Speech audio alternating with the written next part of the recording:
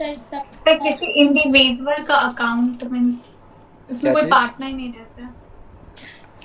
Sir एक individual कैसे business करता है? Okay, so yes an individual doing business, ठीक है ना? अगर कोई इंडिविजुअल बिजनेस कर रहा है तो how he will prepare his business accounts, या है ना? वो एक इंडिविजुअल आदमी अपने बिजनेस के अकाउंट्स कैसे प्रिपेयर करेगा, वो सोल प्रोप्राइटरशिप वाले चैप्टर में आपने पढ़ा। सो फाइनल यस अकाउंट्स की बात हो रही है। देखो यहाँ पे फाइनल अकाउंट्स वर्ड है, फाइनल, इसके बाद और कुछ नहीं बनेगा। जो भी चीज़ें आपने इस चैप्टर में बनाई उसके बाद और कुछ नहीं बनेगा। इसके पहले कुछ चीज़ें थी जो आपने बनाई। सो फाइनल अकाउंट्स में आपने क्या क्या बनाया था? Profit and loss account, trading account, trading profit account, and loss profit and loss account, account, balance sheet. Trading account, और एक आपने बनाई थी यहाँ पर बैलेंस शीट। तो बैलेंस ये शीट। फाइनल अकाउंट्स है। बस अभी फाइनल ख़त्म, अकाउंटिंग की जो साइकिल है वो आपकी यहाँ पर कंप्लीट हो गई। Yes so this was your final accounts. Yes लेकिन सर। इसके पहले और चीज़ें थी कि फाइनल से पहले और चीज़ें होती हैं। और क्या क्या था आपका? Like trial you will prepare journal, balance, ledger, journal. Journal. Then you will yes prepare ledger, ledger. Then you will जन prepare trial. Subsidiary trial. Books को भी हम यहाँ लिख लेते हैं। अच्छा यस फिर आप बोल रहे हैं आपका ट्रायल बैलेंस, यस ठीक है ना? और फिर आपके सर सॉरी, सब्सिडियरी बुक्स में ही ना जर्नल और लेजर दोनों आता है। सब्सिडियरी बुक्स जब हम यहाँ लिख रहे थे, इसमें बेसिकली आपकी सेल्स बुक, यस ये नहीं पढ़े हम सब पूरा। ये सर परचेज बुक, परचेज बताया रिटर्न, कि मैंने ठीक 11 है। ठीक से नहीं पढ़ा था ओके, सर। जहाँ जहाँ भी हमारा कहीं डिस्कशन आएगा तो आपका पीछे का concept okay brush sir. Up हो जाएगा, ठीक है ना? ये सब ओके बेसिकली जर्नल भी सब्सिडियरी बुक ही है, it is also subsidiary book. Okay sir. लेकिन जर्नल एक बहुत की सब्सिडियरी बुक होता है, इसलिए उसको हम अलग से लिख देते हैं। फिर आपने कैश बुक भी पढ़ा था यहाँ पे, तो कैश बुक भी आपका, कैश बुक जर्नल भी है, लेजर भी है। कैश बुक दोनों चीज़ होती है। दोनों क्यों होती है वो हम कैश बुक अगर कभी डिस्कस करेंगे तो आपको वो बात भी समझ आ जाएगी। तो अब ओके सर। अभी रेलेवेंट बात क्या है कि ये सारी चीज़ें पहले बनती है, उसके यस बाद sir. Final yes accounts sir. बनता है। तो ये प्रोप्राइटरशिप की अकाउंटिंग आपने पढ़ ली। अब आप जैसे अब आप ट्वेल्थ में आ गए, तब आप पढ़ रहे हो, अब आप पार्टनरशिप अकाउंट्स पढ़ोगे और आप यस सर। कंपनी अकाउंट्स भी पढ़ेंगे। आप वो भी आपके सिलेबस में है। और बड़ी क्लास में आप जाओगे, कॉलेज में जाओगे, और अलग अलग तरह की ऑर्गेनाइजेशंस होती है, उनके अकाउंट्स आप पढ़ेंगे। Yes sir. कोई से भी अकाउंट्स आप पढ़ोगे, लेकिन ये चीज़ हर जगह रहेगी। Journal, cash book, ledger, trial balance, subsidiary books, trading, P and L balance, ये तो हर किसी को बनाना ही बनाना है। ये बेसिक फंडामेंटल अकाउंटिंग चीज़ है। एक छोटी सी आपके बगल में सामान वाली दुकान है, सब्जी वाला है, उसको भी ये चीज़ बनानी है। और एक बड़ा सा डी मार्ट स्टोर है या बिग बाज़ार है, बिग बास्केट है, उनको भी ये सब चीज़ें बनानी है, यस सर। ठीक है ना? तो ये सब चीज़ें आपने पढ़ ली। तो अब जब यस सबको यही बनाना है, हमने ये सब 11th में पढ़ लिया, तो पार्टनरशिप अकाउंट्स में हम क्या करेंगे फिर? भाई पार्टनरशिप को भी जर्नल बनाना है, पार्टनरशिप को cash book, ledger, subsidiary, trial balance सब कुछ बनाना है। Partnership yes. वाला भी ट्रेडिंग अकाउंट बनाएगा, वो पी एंड एल भी बनाएगा, वो अपनी बैलेंस शीट भी बनाएगा। यस तो सब चीज़ हमने यस। 11th में पढ़ ली। अब यस 12th क्लास में फिर क्या होगा पार्टनरशिप अकाउंट्स में? अब क्या होगा 12th क्लास के अंदर पार्टनरशिप में? इसके आगे का काम शुरू होएगा, जो कि ऐसे ट्रांजैक्शंस जो सिर्फ पार्टनरशिप पे एप्लीकेबल है, जो सोल प्रोप्राइटरशिप पे एप्लीकेबल होते ही नहीं है। उस प्रोप्राइटर को उन ट्रांजैक्शंस को करने की ज़रूरत ही नहीं पड़ती है। यस, सर एक बार और रिपीट कीजिए ना। हाँ। So what I am saying is कि अब आपका पार्टनरशिप बिजनेस के अंदर क्या होगा, स्पेसिफिक कुछ ट्रांजैक्शंस ऐसे होते हैं जो सिर्फ पार्टनरशिप बिजनेस में होते हैं। वो ट्रांजैक्शंस सोल प्रोप्राइटरशिप सोल। में होंगे ही नहीं, एप्लीकेबल ही नहीं है। तो ऐसे ओके। ट्रांजैक्शंस की अकाउंटिंग कैसे होगी, वो पार्टनरशिप में आप पढ़ोगे। जैसे फॉर एग्जांपल, सपोज कि ये 3 पार्टनर्स हैं, ए, बी एंड सी। अब 3 पार्टनर हैं, सर। तो प्रॉफिट अगर होएगा तो तीनों को मिलेगा, हम्म। लॉस होएगा तो यस तीनों सर। को मिलेगा। तो अब हमें प्रॉफिट का बंटवारा करना है। सो इंग्लिश में प्रॉफिट के बंटवारे को क्या बोलते हैं? Appropriation. Appropriation appropriation. Of profits, profit profit. है ना? Appropriation of profits and losses. And loss. अब लॉस। सोल प्रोप्राइटरशिप वाला तो अकेला था, सारे प्रॉफिट का वही मालिक है, सारे लॉसेस भी उसी को बेयर करने हैं, तो उसके अंदर यस अप्रोप्रिएशन करने की ज़रूरत ही नहीं पड़ती। तो वाइल ये सब चीज़ यस हमारे सर। पार्टनरशिप में आपको ये सब चीज़ नहीं पढ़ाई जा रही है, लेकिन ये सब चीज़ भी पार्टनरशिप करती है। अब हम क्या कर रहे हैं, specific transactions which are applicable only to partnership, उनको हम पढ़ रहे हैं ताकि पार्टनरशिप के एंगल से पूरी साइकिल हमें समझ आ जाए। जैसे और एग्जांपल हम लेते हैं, पार्टनरशिप बिजनेस आप कर रहे हो, ए बी और सी 3 पार्टनर्स हैं। सपोज कीजिए तीनों लोग बराबर बराबर प्रॉफिट बांटते हैं, तो उनका प्रॉफिट रेशियो क्या हो गया, 1:1:1। 1:1:1। रेशियो का मतलब मालूम है आपको? Yes Yes. सर। ठीक है। सो ए बी और सी 3 पार्टनर है, 1:1:1 उनको प्रॉफिट अर्न करते हैं। कल को उनका एग्रीमेंट चेंज हो गया कि नहीं, ए ने बोला नहीं नहीं मैं ज़्यादा काम करता हूँ, मेरे को तो ज़्यादा प्रॉफिट मिलना चाहिए, तो फिर उन्होंने क्या किया, रेशियो चेंज किया, 2:1:1 कर दिया, है ना। तो Yes, ये sir. हो गया आपका चेंज इन प्रॉफिट रेशियो। ठीक। अब okay sir. Profit ratio change भी आपका प्रोप्राइटरशिप में तो होगा नहीं, पार्टनरशिप में होगा। तो अब Yes, अगर sir. प्रॉफिट रेशियो चेंज होता है तो उसकी अकाउंटिंग कैसे करनी है, हाउ टू डू अकाउंटिंग, ये आपका आगे नेक्स्ट चैप्टर में आएगा, फंडामेंटल्स के बाद नेक्स्ट चैप्टर में आएगा। Okay, sir. ए बी और सी 3 लोग पार्टनरशिप कर रहे हैं, उनको लगा कि एक और पार्टनर आना चाहिए, तो वो नए सर चेंज कैसे करते हैं प्रॉफिट रेशियो, ये नेक्स्ट चैप्टर में आएगा। ये नेक्स्ट चैप्टर में आएगा आपका फंडामेंटल्स के बाद। एक बार मैं जस्ट थोड़ा आपको एक आउटलुक दे रहा हूँ पहले कि पार्टनरशिप बिजनेस में आप क्या पढ़ने वाले हो and how it is different from जो आप 11th में पढ़ चुके हो, ओके। ठीक है ना। फिर मान लीजिए ए बी और सी 3 पार्टनर है, अब एक नए पार्टनर को भी एडमिट करना है। पार्टनर तो कितने भी हो सकते हैं, तो D will join, D will join, ठीक है ना। इसको बोलते हैं admission of partner. Yes sir. तो इसकी अकाउंटिंग कैसे होगी, ये आपका और नेक्स्ट चैप्टर में आएगा। तो ये भी प्रोप्राइटरशिप में एप्लीकेबल ही नहीं होगा, वहाँ तो एक ही आदमी अकेला है। ए बी और सी 3 लोग काम कर रहे हैं, सी ने बोला कि यार बस अब मैंने बहुत काम कर लिया, अब मैं तो रिटायर होना चाहता हूँ, मैं अब बिजनेस नहीं करूँगा, घर पे बैठ के आराम करूँगा। तो ठीक है, she will retire. How to do accounting, ये फिर एक और चैप्टर आ जाएगा। तो ये भी प्रोप्राइटरशिप पे एप्लीकेबल नहीं होता। ए बी और सी तीन लोग पढ़ रहे थे, सॉरी 3 लोग बिजनेस कर रहे थे, सडनली एक दिन बी की डेथ हो गई, बी डाइड। यस। तो अब बी डाइड, अब डेथ के केस में भी अकाउंटिंग हमें करनी पड़ती है, तो उस टाइम कैसे अकाउंटिंग करी जाएगी ये आपको इसमें पढ़ाया जाएगा। ए बी और सी तीनों लोग बिजनेस कर रहे थे, फिर उन्होंने डिसाइड किया कि यार अब बिजनेस बंद कर देते हैं। तो बिजनेस बंद कर देते हैं मतलब बिजनेस क्लोज, इसको बोला जाता है डिसोल्यूशन।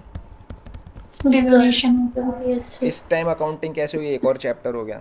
तो ये बेसिकली आपका तो ये सारे अलग अलग चैप्टर्स, ये सारे अलग अलग चैप्टर हैं। आपकी एक किताब पूरी पार्टनरशिप की होती है, एवरीथिंग इज डिफरेंट। सर आप टीएस ग्रीवाल से पढ़ाओगे ना? जी, टी.एस. ग्रेवाल से पढ़ाएंगे, यस। ओके। ठीक है ना। तो अब क्या हुआ, मतलब हम क्या बोल रहे हैं कि ये journal, cash book, balance sheet, ये सब पार्टनरशिप में भी बनेगी, लेकिन यस सर। अब हमको क्या पढ़ा रहे हैं कि पार्टनरशिप स्पेसिफिक ट्रांजैक्शंस जो है वो हमें पढ़ाया जा रहा है। तो ऐसा नहीं समझना कि पार्टनरशिप में अगर हमें ये चीज़ पढ़ाई गई तो ऊपर वाली इन पे एप्लीकेबल नहीं है, नहीं। ये तो दुनिया की बड़ी से बड़ी कंपनी हो या छोटी से छोटा बिजनेस हो, सबको ये वाला काम तो करना ही करना है।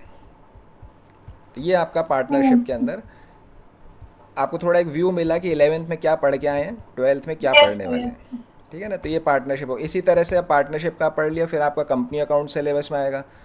तो कंपनी अकाउंट्स के अंदर भी कुछ स्पेसिफिक टाइप के ट्रांजैक्शंस होते हैं, शेयर्स इशू होते हैं, डिबेंचर्स इशू होते हैं, तो वो सब चीज़ आप यहाँ पर पढ़ोगे कंपनी अकाउंट्स में। तो this is how your syllabus is structured. Yes. अब हम वापस आ जाते हैं पार्टनरशिप अकाउंट पे। Okay. Sir wait, let me take a screenshot. Screenshot की ज़रूरत नहीं है, ये तो सब आपको आपके मोबाइल पे मिल जाएंगे सारे मटेरियल, ओके सर। है ना। आपको ज़रूरत नहीं है, आप लेना चाहे आप ले सकते हो, बट अदरवाइज़ ये आपको सब आपके उस मोबाइल पे विल बी अवेलेबल। ओके। जब हम अपना बैच स्टार्ट करेंगे तो उस टाइम पे जो मैं पढ़ा रहा हूँ ये चीज़ आपको इसकी पूरी रिकॉर्डिंग भी मिल जाएगी मोबाइल पे, आप कभी भी रिकॉर्डिंग वापस देख सकते हो, ठीक है ना। स्टिल अगर आपको लेना है screenshot you can always take, उसमें कोई बात नहीं है, नो सर, रहने दीजिए फिर। ठीक है ना। अब देखिए, अब हम पढ़ रहे हैं, अब हम जान रहे हैं कि पार्टनरशिप क्या होता है। सोल प्रोप्राइटरशिप में जानना आसान है, एक आदमी है अकेला, मुश्किल नहीं है। Yes sir. पार्टनरशिप क्या होता है, पार्टनरशिप इज़ एन एसोसिएशन। पहली बात है, पार्टनरशिप एक एसोसिएशन है। एसोसिएशन मतलब दो या दो से ज़्यादा लोग मिलकर कुछ करने वाले हैं, है ना, 2 या 2 से ज़्यादा लोग मिल करके कुछ कर, जैसे आप लोग दोनों फ्रेंड्स हो, आप लोगों ने दोनों ने अपनी पढ़ाई पूरी करी और फिर आपने दोनों ने एक बिज़नेस स्टार्ट कर दिया, आप बुक सेलिंग का आपने बिज़नेस शुरू कर दिया, तो ये एक पार्टनरशिप हो गया। So it is an association between 2 और मोर पर्सन, 2 या 2 से ज़्यादा लोग होना ज़रूरी है, एक अकेला आदमी पार्टनरशिप फॉर्म ऑफ बिजनेस नहीं बना सकता। Who agree, Yes.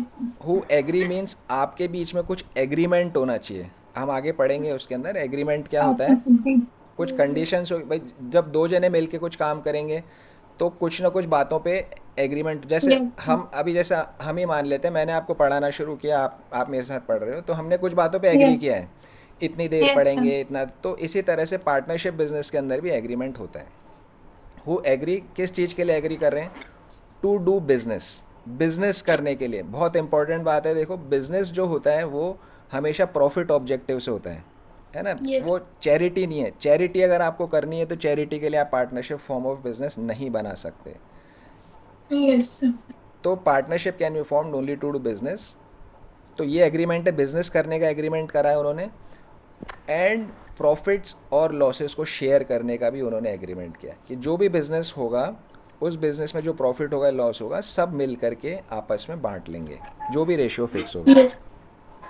तो ये हमारी बेसिक डेफिनेशन हो गई पार्टनरशिप की, अगर थ्योरी क्वेश्चन आपको मिलता है कभी, so this is the definition that you have to write, association Yes. Between 2 और more persons who agree to do business and share profits and losses. So Okay. Individually हर एक जने को बोला जाता है पार्टनर, मतलब ए बी और सी या श्रेया और रिम्मी ले लेते हैं, तो Rimmi is a partner, Shreya is a partner. Yes, sir. Collectively आप दोनों मिल करके फर्म कहलाओगे, जो पार्टनरशिप Yes, बिजनेस sir. होता है उसको फर्म बोला जाता है, और आप लोगों ने अपना दोनों बिजनेस का कुछ भी नाम रख लिया, वो आपका फर्म का नेम कहलाएगा। आपने रख लिया श्रेया एंड रिम्मी, श्रेया एंड रिम्मी करके आपने बिजनेस का नाम रख लिया, तो वो आपका फर्म का नेम है।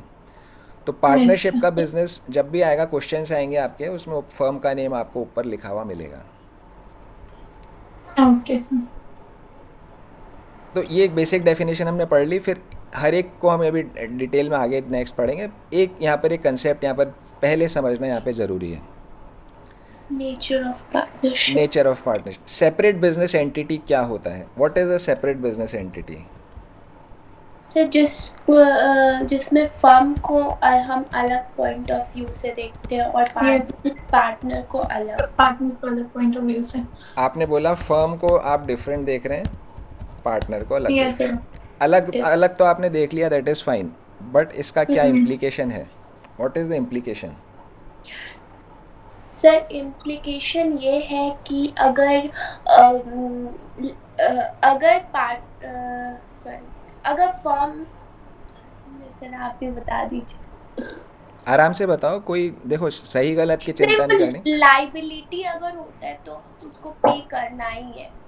लाइबिलिटी है तो आप बोल रहे हैं if there is liability then it is to be Pet. Paid, paid, तो वो तो प्रोप्राइटर वाले चाहे को, वो लॉस हो, मतलब लॉस भी हो फर्म का तो भी उसको पे करना ही है। ओके, इसको हम even if there is loss, इसको हम ऐसे कर देते हैं, आप बोल रहे हैं even if there is There is loss, still loss. अब ये पूरा तरह से अप्रोप्रिएट नहीं आया है, और ट्राई करना है दूसरे जन को। सर अभी मुझे एक्चुअली चाहे आपकी वो आवाज़ अपना, पर, अभी आप रिम्मी ने आंसर किया है। beach पे करे। Sir Yes, sir. Remain. Okay Shreya, आपको कुछ ऐड करना है? No, sir. सर चाहे वो अपना प्रॉपर्टी बेच के करे वेरी या गुड, फिर देखो धीरे धीरे मैं प्रोब कर रहा हूँ तो आप उसके नज़दीक पहुँच रहे हो। इवन दो ही सेल्स हिज प्रॉपर्टी, Yes. थोड़ा और नज़दीक पहुँच गए, अभी भी नहीं है, और मैं प्रोब करूँगा तो आप शायद और बिल्कुल एक्यूरेट पे पहुँच जाओगे। ठीक है, अब अभी हम इसको समझते हैं। देखो सेपरेट बिजनेस एंटिटी मतलब कि सेपरेट बिजनेस एंटिटी दो अलग अलग तरह के कंसेप्ट होते हैं, दो अलग अलग तरह के कंसेप्ट होते हैं। एक होता है सेपरेट बिजनेस एंटिटी अकाउंटिंग में, और एक होता है कानून की नज़र में, एक होता है कानून की नज़र में लीगल Yes, sir, उसके legal. अंदर, ठीक है ना। जो आप बोल रहे हैं पूरी तरह से अप्रोप्रिएट नहीं है, बट स्टिल जो आप बोल रहे हो this is from legal point of view. अभी हम इसका अभी आपको थोड़ा 5 मिनट में दोनों बातों का मतलब समझ आ जाएगा। पहले अकाउंटिंग पॉइंट वाला समझ लेते हैं, because it is a basic concept. ये एक फाउंडेशनल कंसेप्ट है जिस पे आपके सारे डेबिट और क्रेडिट के रूल्स टिके हुए हैं। All debit and credit rules are based on this, based on है अकाउंट। ना। कैसे कैसे देखिए, अकाउंटिंग के सिर्फ अकाउंटिंग के पॉइंट ऑफ व्यू से वी अज्यूम, ध्यान रखिए बात, यहाँ मैं अज्यूम वर्ड यूज़ कर रहा हूँ, सिर्फ हम अज्यूम कर रहे हैं। क्या अज्यूम कर रहे हैं कि business is separate from its owner, है ना। बिजनेस और ओनर दो आदमी, दो अलग अलग चीज़ें हैं। जैसे मान लीजिए प्रोप्राइटरशिप है, आपने अपनी शॉप ओपन करी, मेडिसिन शॉप आपने ओपन करी, तो ऐसा आपकी दुकान है ना। तो अगर किसी को बोलो भाई नहीं जी बिज़नेस अलग है आप अलग हो, उसको समझ में नहीं आएगी ये बात। बट अकाउंटिंग के स्टूडेंट को पता है कि बिज़नेस को अलग ट्रीट करना है ओनर से। अभी बात यहाँ समझ आई, जब आप बैलेंस शीट बनाते हो तो बैलेंस शीट में कौन सी दो साइड्स होती है? Liability and asset.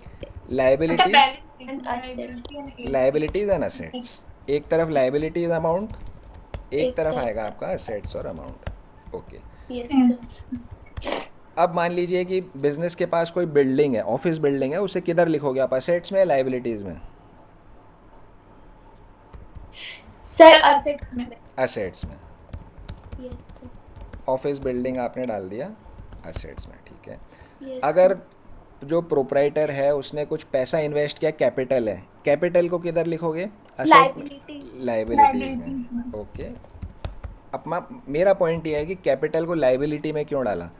कैपिटल भी तो उस जो ओनर है उसका ही पैसा था सर, क्योंकि कैपिटल अगर कोई इन्वेस्ट करता है तो उनको फर्म को इंटरेस्ट देना पड़ता है, तो फर्म ये को। एक तरीके से लाइबिलिटी हुआ। हाँ, तो फर्म इंटरेस्ट क्यों दे रही है, दैट इज़ द पॉइंट ना। लाइबिलिटी क्यों है भाई? ऑफिस बिल्डिंग है, वो उसके मालिक की है। जैसे मान लो श्रेया ने बिजनेस शुरू किया, ऑफिस Yes. बिल्डिंग की मालिक श्रेया है, जो पैसा उसने इन्वेस्ट किया कैपिटल, वो भी श्रेया का ही पैसा है। तो कैपिटल लाइबिलिटी में क्यों जा रहा है? अच्छा चलो, बैंक से अगर बैंक से लोन लिया तो कहाँ जाएगा? सर बैंक से लोन सर लाइबिलिटीज में। लाइबिलिटीज में जाएगा, लाइबिलिटी में। यस ठीक है ना। तो अब बैंक से लोन लिया, वो तो हमारा पैसा नहीं है, वो भी लाइबिलिटी में है, कैपिटल भी लाइबिलिटी में। ऐसा क्यों हो रहा है? ऐसा इसलिए हो रहा है बिकॉज ये बैलेंस शीट जो है, this balance sheet is not of Shreya, this balance sheet is of the business.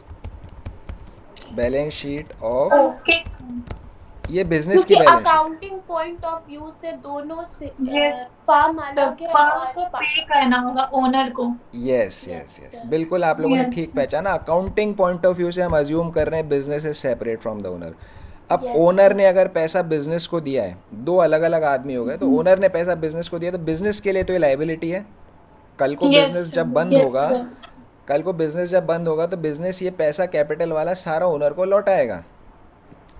भाई हम Yes. सुनते नहीं है, कोई आपके आसपास में कोई बिजनेस चला रहा था, शॉप चला रहा था, उसने बंद कर दी दुकान, तो सब बेच बाच के पैसा उसके पास वापस आ गया। बिजनेस तो कैपिटल जो देता है वो तो उसको इंटरेस्ट भी तो देता ही है ना।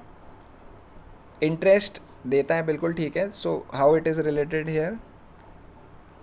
ऐसे यहाँ पे तो कुछ नहीं, बट सर आप बोल रहे हो कैपिटल मतलब इन्वेस्ट करता है तो वो तो ओनर ही करता है, तो ये लाइबिलिटी में क्या? हाँ, सो लाइबिलिटी कैसे इसलिए जाएगा? आया बिकॉज और ये बिजनेस तो ओनर का ही है ना। हाँ, तो इसीलिए हमें अज्यूम करना है बिजनेस अलग है और ओनर अलग है।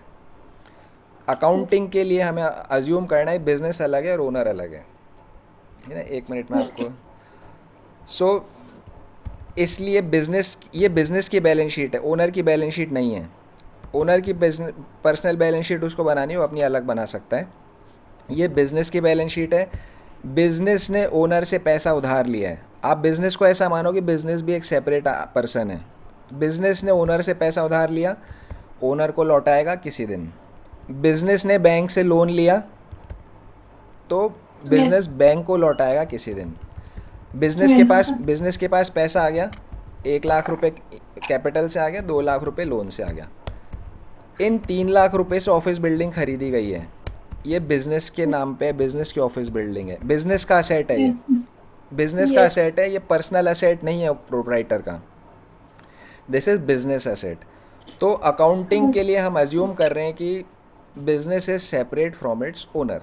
इसीलिए जब आप डेबिट क्रेडिट के रूल्स आप बनाते हो, तो जैसे आपके डेबिट क्रेडिट रूल्स असेट्स के लिए होते हैं, लाइबिलिटी के लिए होता है, कैपिटल के लिए होता है, एक्सपेंसेस के लिए होता है, इनकम के लिए होता है। याद है आपको डेबिट क्रेडिट के rules? Yes, sir. Yes, sir. sir. Okay, capital के लिए बताइए क्या रूल्स होते हैं? Capital increase, debit, decrease.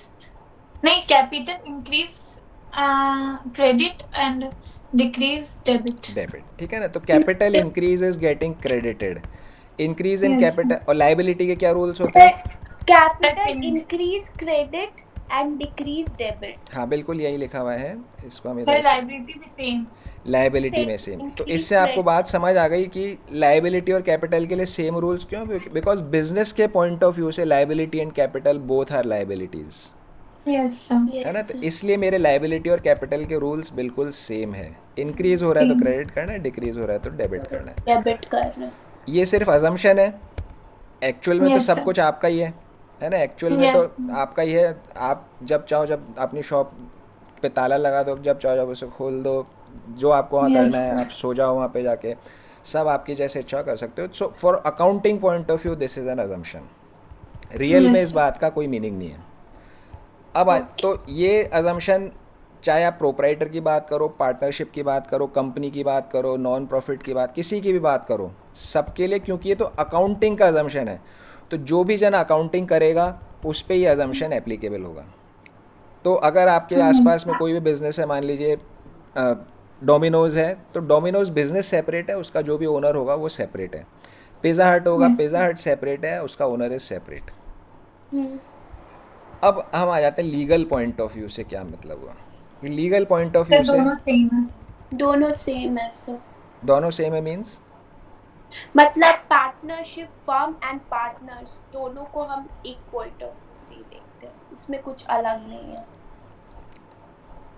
Okay, so legal point of view से जो है ये सेपरेट नहीं है, दे आर नॉट सेपरेट, है ना। तो अकाउंटिंग पॉइंट ऑफ व्यू से it is separate, legal point of view से फर्म और पार्टनर सेपरेट नहीं है। आप लोगों ने बिल्कुल ठीक बताया।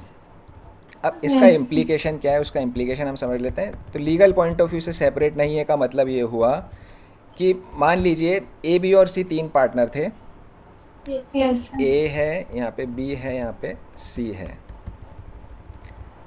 जो इनका बिजनेस था, मान लीजिए यही इनकी बैलेंस शीट है, बिल्डिंग एंड क्या इसकी। इसके अलावा ये तो ऑफिस बिल्डिंग तो ऑफिस के काम आएगी, इसके अलावा ए के पास पर्सनल घर है, पर्सनल हाउस है Yes. इसका, जिसमें वो अपनी फैमिली के साथ रहता है। बी के Yes. पास पर्सनल कार है ना, उसको कारों का बहुत शौक है, उसके पास अपनी पर्सनल कार है। हम्म, सी के पास में भी, उसके पास भी अपना कुछ पर्सनल और असेट्स है। अब ये बिज़नेस, इन्होंने बिज़नेस चलाना शुरू किया और बिज़नेस धीरे धीरे क्या हुआ, लॉस में चला गया। Loss हो गया. लॉस में चला गया और सारा पैसा इनका बिज़नेस का जो है वो बिज़नेस के लॉस में डूब गया। अब बैंक का लोन, भाई बैंक का लोन कैसे चुकाया जाए? बैंक वाला आ जाएगा जी मेरा पैसा चुकाओ, है ना। तो उसने Sir, तो Yes. उनको उन लोगों को private agent को कार सब बेचना पड़ेगा। करना पड़ेगा. उनको क्या करना पड़ेगा? अपना personal estate बेचना यस पड़ेगा. यस। सो क्योंकि ये अलग नहीं है तो उनको बेचना नहीं पड़ेगा, देना पड़ेगा।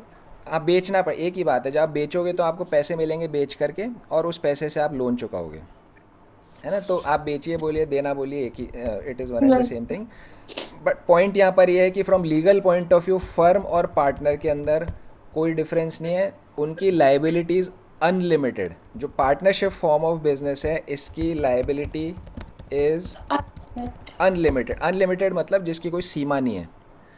सीमा Yes. नहीं है, सीमा नहीं है मतलब कि भाई नॉर्मली बिजनेस है तो बिजनेस की सीमा लाइबिलिटी तक होनी चाहिए, बिजनेस के पास जो असेट है वहाँ तक होनी चाहिए। लेकिन बिजनेस की लाइबिलिटी चुकाने के लिए उनके घर तक भी लोग आ सकते हैं, उनकी Yes, गाड़ी तक sir. भी लोग आ सकते हैं, उनके पास कोई ज्वेलरी है वहाँ तक भी जा सकते हैं। अनलिमिटेड लाइबिलिटी है उनकी, ठीक है ना। अगर पार्टनर की डेथ हो जाती है तो डेथ के बाद वो लाइबिलिटी उसके जो लीगल ईयर्स हैं उनको भी पे करनी पड़ सकती है। सो लाइबिलिटी इज़ अनलिमिटेड। तो ये पार्टनरशिप फॉर्म ऑफ, डेथ हो जाती हो तो कैसे पे करेंगे? नहीं, फिर उनके लीगल ईयर्स पे करेगा, है ना। तो वो भी हो सकता भाई, जब डेथ होएगी तो अगर लाइबिलिटी नहीं है, कुछ पैसा लेने का निकल रहा है, तो ये भी तो पैसा फिर लीगल हीयर को ही मिलेगा, कैपिटल का उसका पैसा, है ना। तो उसी तरह से अगर कोई लाइबिलिटी रह जाती है तो लीगल हीयर को पे भी करना पड़ सकता है। Yes, sir. So liability is unlimited, basic बात ये है, लाइबिलिटी इज़ अनलिमिटेड। तो इस एंगल से अगर हमें देखा जाए तो पार्टनरशिप फॉर्म ऑफ बिजनेस तो फिर बनाना ही नहीं चाहिए, है ना, क्योंकि यहाँ तो लाइबिलिटी अनलिमिटेड हो गई, फिर पार्टनरशिप में क्यों बनो। इसके Yes, sir. इसके अगेंस्ट में एक कंपनी फॉर्म ऑफ बिजनेस भी होता है ना। जैसे पार्टनरशिप आप बनाते हैं, ऐसे आप कंपनी बना सकते हो, जो हम दूसरी वाली बुक में पढ़ेंगे। कंपनी फॉर्म ऑफ बिजनेस की सेपरेट लीगल एंटिटी होती है, मतलब कानून की नज़र में कंपनी अलग है अपने मालिक से, कानून की नज़र में कंपनी अलग है अपने मालिक से। तो ऐसे केस में अगर ये कोई कंपनी की बैलेंस शीट होती यहाँ पर, Yes, sir. है ना, तो अगर इस कंपनी को लॉस हो गया तो लोन चुकाने के लिए अगर कंपनी के असेट्स में से कुछ पैसा निकल सकता है तो फाइन, अदरवाइज कंपनी के मालिक के पर्सनल असेट से लोन का पेमेंट नहीं होगा, है ना। तो ये कंपनी फॉर्म ऑफ बिजनेस क्या क्या होता है, लिमिटेड लायबिलिटी है कंपनी में। सर कहने का मतलब ये है कि अगर अकाउंटिंग पॉइंट ऑफ व्यू से देखें तो अगर हमारा बिजनेस लॉस में गया तो लाइबिलिटी सिर्फ फर्म पे करेगा, है ना।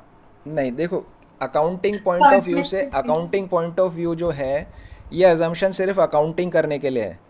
Profit Yes, sir. हो, लॉस हो, लायबिलिटी हो, एसेट हो, उस बात से कोई लेना देना नहीं है। ये सिर्फ अकाउंटिंग के डेबिट क्रेडिट और बैलेंस शीट बनाने के लिए रूल्स हैं बस। ये लायबिलिटी पेमेंट वेमेंट से इस बात का कोई लिंक ही नहीं है। सिर्फ अकाउंटिंग के डेबिट क्रेडिट के रूल्स इससे डेराइव होते हैं। तो business is separate Yes, from its owner. But legal point of view से, कानून के एंगल में, कानून का बीच में आ जाता है। तो कौन पैसा चुकाएगा बिजनेस का, अगर बिजनेस बंद हो जाता है तो उसका पैसा कौन चुकाएगा, इस चीज़ का यहाँ पर डिस्कशन हो रहा है। सो जब भी कोई जना नया बिज़नेस शुरू करता है, जब कोई जना नया बिज़नेस शुरू करता है तो आप देखोगे भाई क्या बिज़नेस करना है, कहाँ पे करना है, किसको Yes, किसको sir. बेचेंगे, ये सब चीज़ें आप सोचोगे। तो साथ में ये भी सोचना पड़ता है कि बिज़नेस क्या किस टाइप की ऑर्गेनाइजेशन में करना है। Yes, sir. प्रोप्राइटरशिप बना के करना है, पार्टनरशिप बना के करना है, कंपनी बना के करना है, क्या बना के करना है आपको, ये भी आपको सोचना है। हर एक के फ़ायदे भी हैं, हर एक के नुकसान भी हैं। तो उनको सबको वे इन करके फिर प्रॉपर फॉर्म ऑफ बिजनेस आप डिसाइड करते हो, यस ठीक है ना। जैसे पार्टनरशिप का हमने नुकसान देखा कि लाइबिलिटी इसमें अनलिमिटेड होती है। अब अगर आपने कोई ऐसी नई तरह का आपने बिज़नेस शुरू किया जिसमें कुछ रिसर्च करनी पड़ेगी आपको, तो उसमें बहुत रिस्क वाली बात है। तो ऐसे केस में बेटर है कंपनी फॉर्म ऑफ बिजनेस बना लो। तो अगर वो रिसर्च आपकी नहीं चली, मान लीजिए अभी आजकल इलेक्ट्रिक गाड़ियों का नया चलन चल रहा है, तो किसी ने नई टाइप के इलेक्ट्रिक व्हीकल डेवलप कर रहा है। अब हो सकता है कि वो सक्सेस हो रिसर्च उसकी या ना हो, या बना तो दे, बाज़ार में लोग खरीदे ना खरीदे, there is always a risk. तो ऐसे टाइम में आप कंपनी फॉर्म ऑफ बिजनेस बनाओ तो इट इज़ बेटर, क्योंकि आपकी लाइबिलिटी, बिजनेस में जितना पैसा लगा लिया बस ठीक है, बाकी मेरे घर तक वो लाइबिलिटी नहीं आ सकती। Partnership form of business, partnership form of business के अंदर एक एस्टैब्लिश जाना पहचाना बिजनेस है, आपके लॉस वगैरह ज़्यादा होने के चांस नहीं है, तो you can open a partnership form of business. क्योंकि कंपनी के कुछ दूसरे नुकसान होते हैं। कंपनी में क्या होता है, बहुत सारी फॉर्मेलिटीज़, कानून एंड फॉर्मेलिटीज़ बहुत सारी हो जाती है, जो हम कंपनी अकाउंट्स में पढ़ेंगे या पता पड़ेगा। Partnership is for a relatively smaller size of the business. Company, बड़े बिजनेस जो होते हैं उनके लिए कंपनी फॉर्म बनाई जाती है। Partnership is useful for a relatively smaller size of business. Yes, sir. Yes तो समझ आया आपको इसका लीगल लाइबिलिटी का मतलब, separate business entity, Yes, sir. ठीक है ना। तो यहाँ हमने एक छोटा सा इस पे लिखा हुआ है, इन case the firm is bankrupt. Bankrupt मतलब दिवालिया निकल जाना। ये टर्म पहले सुनी है आपने, सर Yes, sir. सुना है. बैंकरप्ट क्या होता है, Bankrupt. बैंकरप्ट, दिवालिया Sir? होना सुना है, दिवालिया, कोई दिवालिया हो जाता है, No, sir. नो नहीं. दिवालिया हो जाना या बैंकरप्ट हो जाना मीन्स कि Insolvent हो जाना. इंसॉल्वेंट होना। Insolvent. चलो इंसॉल्वेंट भी आप बोल सकते हैं, इट इज सेम थिंग। तो in case the firm is bankrupt, अगर फर्म की बैंकरप्सी हो गई है तो प्राइवेट एस्टेट मतलब private property of partners becomes liable to meet the deficit. जो भी लायबिलिटी कमी रह गई है वो पार्टनर्स के प्राइवेट प्रॉपर्टी से पे करी जाएगी। तो ये पार्टनरशिप फॉर्म ऑफ बिजनेस का नेचर यहाँ पर आ गया। अब हम आते हैं नेक्स्ट और आगे फीचर्स, कैरेक्टरिस्टिक। फीचर्स। 2 और मोर पर्सन्स की हमने बात करी, 2 या 2 से ज़्यादा लोग पार्टनरशिप को बना सकते हैं। मैक्सिमम पार्टनरशिप में कितने पार्टनर्स हो सकते हैं? 50। 50 हो सकते हैं। कौन कौन पार्टनरशिप में नहीं आ सकता? जैसे आप लोग तो अभी माइनर हो, है ना, आप लोग सब 18 ईयर्स से कम एज है आपकी, तो आप लोग पार्टनरशिप फॉर्म ऑफ बिजनेस नहीं बना सकते। माइनर को नहीं अलाउड है। पर्सन्स ऑफ अनसाउंड माइंड मतलब कि जो मेंटली जो पागल आप हिंदी में बोलते हो जिनको, तो वो लोग अलाउड नहीं है पार्टनरशिप में एंटर होने के लिए। या फिर पर्सन्स डिसक्वालीफाइड बाय लॉ ने स्पेसिफिकली कुछ लोगों को बोल दिया भाई ये लोग पार्टनरशिप नहीं कर सकते। जैसे कोई क्रिमिनल है तो लॉ ने बोल दिया भाई ये पार्टनरशिप नहीं कर सकता, तो such people can not join in partnership. इनको छोड़ के कोई भी पार्टनरशिप में ज्वाइन हो सकता है। ओके। ठीक है ना। अब माइनर के केस में थोड़ा सा एक चेंज आता है यहाँ पे कि माइनर अगर प्रॉफिट है तो प्रॉफिट के लिए वो एडमिट कर सकते हो आप उसको, लॉस के लिए उसको आप एडमिट नहीं कर सकते। मतलब कि मान लीजिए कि हमने रिम्मी को लेकर के एक पार्टनरशिप बनाई है, मैंने और रिम्मी ने एक पार्टनरशिप बनाई, तो अगर प्रॉफिट होगा तो रिम्मी को शेयर मिलेगा, अगर लॉस होगा तो रिम्मी को लॉस बियर नहीं करना, लॉस मुझे बियर करना पड़ेगा अकेले को। सो minor can be admitted for only for profits. बाकी ये बी और सी जो पॉइंट है ये तो प्रॉफिट के लिए इनको अलाउड ही नहीं है, लेकिन माइनर जो है उसको सिर्फ प्रॉफिट के लिए एडमिट किया जा सकता है ना। तो ये कानून ने ऐसा क्यों बनाया? बिकॉज गवर्नमेंट ऐसा चाहती है कि इन लोगों को प्रोटेक्शन दिया जाए। जैसे माइनर है, माइनर को कोई बड़ा आदमी बुद्धू बना करके और उसके सारी पैसा हड़प सकता है, उसको ज़्यादा लॉस दे सकता है। तो गवर्नमेंट ने एक प्रोटेक्शन दिया है इन लोगों को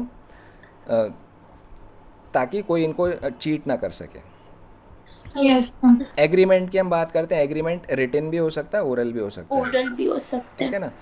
partnership form of business can be for a particular venture. Particular venture मतलब एक प्रोजेक्ट आपने पकड़ लिया, जैसे आपके घर के बाहर 10 किलोमीटर की सड़क बनानी है, ये एक प्रोजेक्ट हो गया, या एक फ्लाईओवर बनाना है, ये एक प्रोजेक्ट हो गया।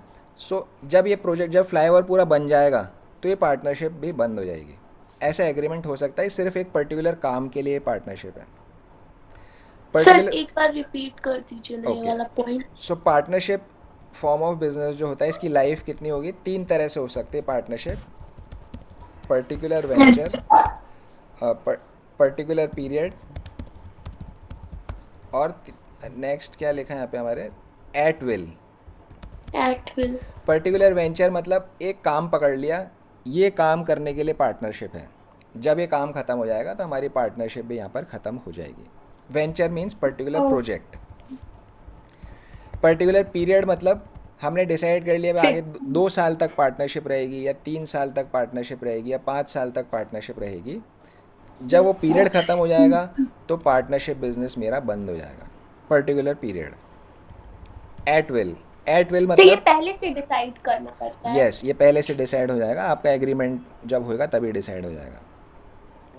और एट विल अगर है, एट विल मतलब हमारी इच्छा है, हमने पार्टनरशिप बना ली, जब हमारी इच्छा होगी तब बंद कर देंगे, अगर इच्छा हुई नहीं तो हमेशा हमारा बिजनेस चलता रहेगा।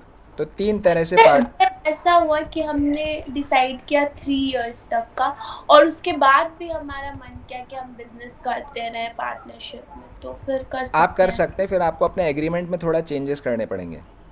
ओके, ठीक है ना। तो एक एग्रीमेंट बनाया है डज नॉट मीन कि एग्रीमेंट पत्थर की लकीर हो गया। Agreement can always be changed. Okay, है ना। एग्रीमेंट आप कभी भी चेंज कर सकते हो। आपने एक वेंचर के लिए बनाया कि भाई एक फ्लाईओवर बनाएंगे, फ्लाईओवर बनाया, खूब प्रॉफिट हुआ, सबको अच्छा लगा, आप अपने पार्टनरशिप को बदल भी सकते हो कि नहीं चलो अब तो इसको 10 साल के लिए बढ़ा देते हैं। तो एग्रीमेंट में चेंजेस कर लीजिए और आप उसको कर सकते हैं। जैसे और एग्जांपल हम ले सकते हैं, मान लीजिए आपके एरिया में जहाँ भी आप रहते हो मकान किराए पे दिया जाता है ना। मकान किराए पे कोई आया, आपने मकान किराए पे दिया, भाई ठीक है 1 साल के लिए दे दिया, आपको किराएदार अच्छा लगा तो आप और लंबे टाइम के लिए उसको दे दोगे, है ना। टाइम पे किराया देता है आपको, ज़्यादा वो वहाँ पर आपको तंग नहीं करता, है ना, अच्छे से रहता है। तो इट डिपेंड्स। एग्रीमेंट है, अच्छा लगा तो आप एक्सटेंड कर दोगे, नहीं अच्छा लगा तो पहले ही बंद कर दोगे। किराएदार ये आया 4 महीने बाद भी पता पड़ा भाई ये तो रोज़ रात को लेट लेट आता है, तो आपने बोला भाई अभी खाली कर दो। तो एग्रीमेंट कोई पत्थर की लकीर नहीं है, it can always be modified. Okay sir. तो एग्रीमेंट रिटेन या ओरल हो सकता है, पर्टिकुलर वेंचर हो सकता है, और जो एग्रीमेंट होता है इसको बोला जाता है partnership deed. Partnership deed. Profit sharing का मतलब क्या होता है? प्रॉफिट्स एंड लॉसेस को शेयर किया जाएगा, और ऑल सारे पार्टनर लॉस भी शेयर करें ऐसा ज़रूरी नहीं है। प्रॉफिट तो सब लोग शेयर करेंगे, लॉस सब शेयर करें ऐसा ज़रूरी नहीं है। हमने माइनर का एक एग्जांपल यहाँ पर स्टडी किया था। यस। अगर कोई पार्टनर प्रॉफिट नहीं, पार्टनर्स इन प्रॉफिट कुछ करके होता है, हाँ, रिपीट करिए आपका सबको क्वेश्चन। प्रॉफिट ही देता है, लॉस नहीं देते हैं। सर हाँ कोई पार्टनर बस प्रॉफिट इन, मतलब सॉरी, पार्टनर्स इन प्रॉफिट ही होता है, और हाँ, कोई लॉस मतलब नहीं देता है। और ये बोल रही है कि अगर कोई 3 पार्टनर है, उसमें से कोई एक पार्टनर ऐसे भी कर सकता है कि वो लॉस नहीं सहेगा, यस, ऐसा हो उसको सकता सिर्फ है। प्रॉफिट चाहिए, बिल्कुल बिल्कुल प्रॉफिट मोटिव के लिए वो बिल्कुल। बस। मतलब उसमें क्या होगा, जैसे अभी हमारा जब हम फर्स्ट चैप्टर के न्यूमेरिकल्स करेंगे तो उसमें ऐसा होएगा, ए बी और सी 3 पार्टनर हैं। ए और बी ने यस। सी को गारंटी दे दी, उसको गारंटी दे दी कि मिनिमम हम्म, आपका 1 लाख का प्रॉफिट का शेयर तो आएगा ही आएगा। गारंटी दे दी उन्होंने सी को, है ना? तो गारंटी दे दी। अब ये गारंटी क्यों देते हैं? मान लीजिए कि ए और बी का कोई दवाई की दुकान है, अब उनकी दवाई की दुकान से कोई भी क्यों खरीदेगा दवाई? उन्होंने से yes, दुकान खोली है, तो उन्होंने क्या किया, एक सी एक डॉक्टर था, उसको बोला यार आप भी हमारे साथ पार्टनरशिप में जुड़ जाओ। तो सी तो डॉक्टर है, उसके उसके नाम से लोग दवाई खरीदने आ जाएंगे। तो अब सी को अपने बिजनेस में लाने के लिए उन्होंने क्या करा भाई, सी ने बोला यार अपने को डॉक्टर का काम मेरे को अच्छा आता है, मेरे को बिजनेस में घाटा वाटा लग जाए तो मुझे पसंद नहीं है बिजनेस करना। तो ए और बी ने बोला डोंट वरी, आप चिंता मत करो, आपको हम गारंटी देते हैं मिनिमम 1 लाख का आपका प्रॉफिट का शेयर आएगा ही आएगा। अगर 1 लाख से कम आपका शेयर है तो हम बियर करेंगे, 1 लाख से ज़्यादा है तो 2 लाख 3 लाख जितना है सब आपका है। तो इस तरह से उन्होंने सी को गारंटी दे के अपने बिजनेस में ले लिया। तो इस तरह से ये हमारे क्वेश्चन। सिर्फ उस केस में ही वो प्रॉफिट उसको मिलेगा। यस, अगर अगर कोई अपने मन से पार्टनरशिप में आया हाँ तो जी, वो लॉस भी सहेगा। एक थोड़ा तेज बोलिए। सर सिर्फ अगर कोई 2 पार्टनर्स को कन्विंस किया कि आप आ जाइए हमारे पार्टनरशिप में, हमारे बिजनेस को ज्वाइन कीजिए, तो सिर्फ उस केस में ही वो प्रॉफिट वो पार्टनर ऐसे बोल सकते हैं कि मेरे को सिर्फ प्रॉफिट चाहिए, लॉस नहीं मैं सहूँगा। नहीं, किसी भी केस में ऐसा हो सकता है। ये तो मैंने जस्ट आपको एग्जांपल दिया है कि क्यों कोई पार्टनर ऐसा करेंगे कि किसी एक पर्टिकुलर पर्सन को लॉस नहीं देना, है ना? सिर्फ ये बात समझाने के लिए मैंने आपको एग्जांपल दिया कि किसी डॉक्टर को आपको लेना है जिससे आपके बिज़नेस को फ़ायदा होएगा, या कोई और बिज़नेस हो सकता है। मान लीजिए कि मुझे कोई स्पोर्ट्स एकेडमी खोलनी है, स्पोर्ट्स एकेडमी मुझे खोलनी है, मुझे कोई जानता ही नहीं कौन वहाँ पर स्पोर्ट्स में अपने बच्चों को एडमिशन देगा, लेकिन मैंने अपने साथ पार्टनर बना लिया महेंद्र सिंह धोनी को। अब धोनी का नाम लग गया तो मेरी एकेडमी में बहुत लोग आएंगे, लेकिन महेंद्र सिंह धोनी को बोला कि यार मैं लॉस वॉस नहीं लूँगा, उसका तो नाम ही काफ़ी है। तो हमने बोला भाई ठीक है, आप तो सिर्फ अपने हमारे प्यार आ जाओ, आपका प्रॉफिट की गारंटी हम देते हैं, आपको कभी लॉस नहीं होगा, है ना? तो ये मैंने जस्ट आपको एग्जांपल दिए बात समझाने के लिए कि क्यों एक पार्टनर को सिर्फ प्रॉफिट में शेयर दिया जाता है, लॉस में नहीं दिया जाता, है ना? बट अदरवाइज ऐसा ज़रूरी नहीं कि नए पार्टनर को एडमिट के टाइम, ये नॉर्मली हम तीनों लोग मिलके पार्टनरशिप करते हैं, हम ऐसा एग्रीमेंट कर सकते हैं कि किसी एक जने को लॉस का शेयर नहीं दिया जाएगा। समझ आया? Yes sir. ओके। तो अच्छा, फिर नेक्स्ट इस बिज़नेस कैरिड ऑन वाले पे आएंगे हम पॉइंट पे। पहले हम बिज़नेस देख लेते हैं। बिज़नेस क्या होता है? बिज़नेस शुड बी लॉफुल, कानूनन रूप से जायज़ होना चाहिए। आप ड्रग्स बेचने का पार्टनरशिप बना लो तो वो अलाउड नहीं है। तो business should be lawful. Charitable activity business नहीं है, मैंने आपको अभी पहले बताया था। चैरिटेबल एक्टिविटी में ऑब्जेक्टिव प्रॉफिट अर्न करना नहीं होता, तो it is not a business. इन दोनों चीज़ों को छोड़ के और कोई सा भी trade, occupation, profession is business. मतलब और कुछ भी ट्रेड, जैसे कुछ आप सामान खरीद के बेच रहे हो तो ट्रेड हो गया, अलाउड है। या कोई प्रोफेशन, मतलब कि डॉक्टर है, इंजीनियर है, सीए है, एडवोकेट है, तो वो लोग भी अपनी पार्टनरशिप बना करके अपना बिजनेस चला सकते हैं। सो दो चीज़ें हैं जो नहीं हो सकती, लॉफुल होना चाहिए, चैरिटेबल एक्टिविटी नहीं हो चाहिए, इसको छोड़ के बाकी कोई भी काम आप पार्टनरशिप में कर सकते हो। Okay okay sir. Business carried on by all और एनी ऑफ और them any- acting for all, है ना, इसका मीनिंग समझते हैं। yes. ये टर्म बहुत कॉमन है पार्टनरशिप बिजनेस में, आपकी बुक के अंदर बहुत प्रोमिनेंटली Yes, sir. लिखी जाती है। Business carried on by all और any of them acting for all, है ना। बिजनेस सारे लोग चलाएंगे या सबके बिहाफ पे एक जना बिजनेस चलाएगा। Yes, sir. इसका क्या मतलब है, देखिए मान लीजिए जैसे आप लोग, एक छोटा सा एग्जांपल दे रहा हूँ जो आपको बिल्कुल रेलेवेंट है। आप लोग 2 स्टूडेंट्स ने यहाँ पर ज्वाइन करी मेरे साथ कोचिंग क्लासेस, Yes, sir. ठीक है ना। yes. रिम्मी ने आके बात करी, थोड़ा सा हम इसको Yes, sir. कॉम्प्लेक्स करते हैं। मान लीजिए 10 स्टूडेंट्स आ गए, 10 स्टूडेंट्स, 10 आप लोग फ्रेंड्स थे, 10 लोगों ने यहाँ पर ज्वाइन किया। रिम्मी को आपने भेजा, रिम्मी ने बात कर ली, सर इतनी फीस होएगी, आप पढ़ाओगे, सब आपने एग्री कर लिया। अब बाद के अंदर जो 10 स्टूडेंट्स थे, अगर कोई स्टूडेंट बोलता है कि नहीं ये तो रिम्मी बात करके आई थी, हमने तो इसको, हम एग्री नहीं होते इस बात से, तो पार्टनरशिप फॉर्म ऑफ बिजनेस के अंदर ऐसा कोई बोल नहीं सकता। Any of them acting for all, Yes, है ना, sir. सारे सबके पार्टनर्स, बिहाफ में या कोई मतलब करे या फिर कोई सब ए मिलके बी और करे। सी 3 पार्टनर मिलके बिजनेस कर रहे हैं। ए ने कोई डिसीजन ले लिया, और Yes. डिसीजन से लॉस हुआ, कुछ भी नुकसान हो गया उससे, या पुलिस ने पकड़ लिया मान लीजिए, तो बी और सी ये नहीं बोल सकते भाई ये तो ए ने किया, अलाउड नहीं है। Yes, sir. बी और C are jointly liable for any liability, है ना। चाहे भले Yes, on the sir. Spot A ने डिसीजन लिया था, लेकिन बी और सी ये नहीं बोल सकते कि जी हमने डिसीजन लिया, ए को पकड़ के ले जाओ आप। वो पूरा का पूरा जॉइंट लायबिलिटी है पार्टनरशिप बिजनेस के अंदर। तो बिजनेस ए बी और सी तीनों चला सकते हैं, carried on by all Yes. और any of them acting for all. तो इसको हम क्या बोलेंगे कि ऑल, मीन्स कोई भी डिसीजन ले सकता है, कोई भी डिसीजन लेगा और उस डिसीजन की से सारे लोग बंधे सबको हुए हैं, अग्री करना पड़ेगा। उस डिसीजन से सारे लोग बंधे हुए हैं। So all partners are principal Yes, sir. Of other partners, है ना। प्रिंसिपल मतलब मालिक है एक तरह से, हिंदी में आप बोल सकते हो। All partners are principal of other partners, all partners are agent of other partners. Agent Okay. मतलब नौकर, हिंदी में आप समझने के लिए बोल सकते हो। तो सारे पार्टनर सब बाकियों के मालिक हैं और सारे पार्टनर बाकियों के नौकर हैं। तो जैसे मालिक और नौकर में आपस में एक बाइंडिंग होती है कि नौकर कुछ करे आएगा तो मालिक ये नहीं बोल सकता ये नौकर ने किया। तो उसी तरह से business is carried on by all और any of them acting for all. All partners are principal of other partners, all partners are agent of other partners.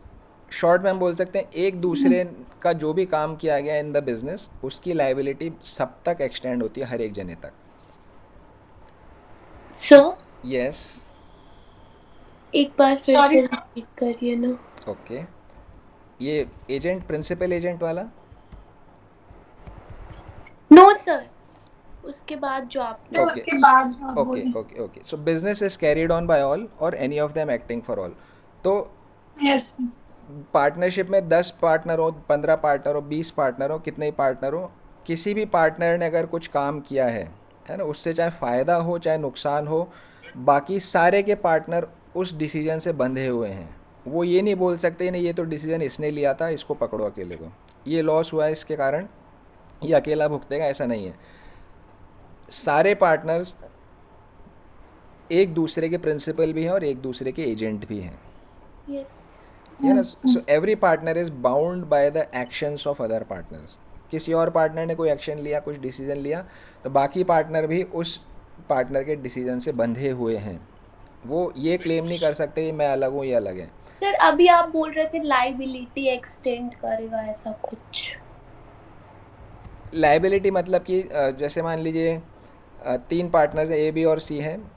इसने बीच के Yes, अंदर sir. इसको सारा परचेजिंग का काम दे रखा था कि बिजनेस के अंदर जो भी Yes. परचेजिंग होगी सारा परचेजिंग का काम ए करेगा, बी कुछ और काम करता है, सी कुछ और काम करता है। अब परचेजिंग में क्या हुआ, मान लीजिए कि ए ने कुछ परचेज कर लिया यूक्रेन से, है ना, यूक्रेन से उसने परचेज कर लिया।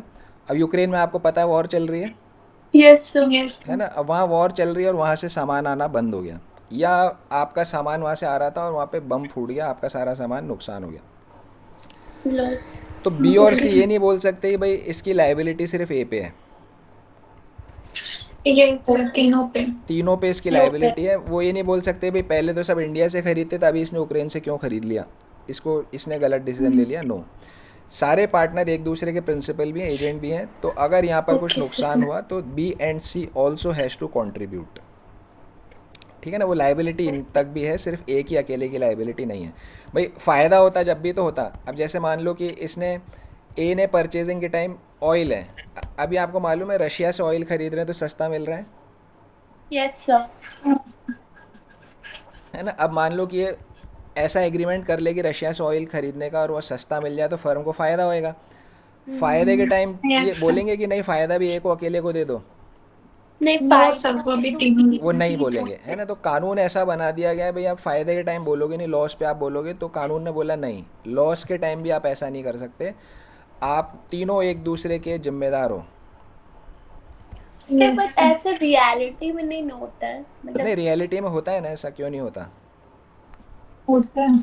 अगर सर पार्टनरशिप, चीटिंग भी कर लेते हैं ना कोई कोई। हाँ जी, सर चीटिंग भी कोई कोई कर लेता होगा देखो ना। चीटिंग का तो कोई जवाब नहीं आपने है, सब रीड है ना। है ना। चीटिंग का कोई जवाब नहीं है, चीटिंग करेंगे कोर्ट में केस चलता रहेगा, दैट इज़ अनदर थिंग। अभी हम सिर्फ लीगल प्रोविजन की बात करें, कानून क्या कहता है ना। झूठ बोलने का तो कोई तोड़ ही नहीं है ना। कुछ झूठ बोल देंगे, ऐसा ऐसा कर देंगे, बट कानून ये बोल रहा है भाई तीनों एक दूसरे के जिम्मेदार हैं। वो ये आर्ग्यूमेंट प्लेस नहीं कर सकते कि हम अलग हैं वो अलग है, ये आर्ग्यूमेंट वो नहीं रख सकते, है ना। यस कल को बोलेंगे नहीं इसने तो धोखा दे दिया, फ्रॉड कर दिया, तो फिर तो केस चलेगा ही चलेगा उस चीज़ के ऊपर। बट ये आर्ग्यूमेंट यस। उनका स्टैंड नहीं करेगा कि भाई ए का डिसीजन है तो ए अकेला उसको बियर करेगा, हम नहीं बियर करते, लाइबिलिटी हमारे पे नहीं है, ये आर्ग्यूमेंट वो नहीं रख सकते। ओके। समझ आई बात। Yes sir.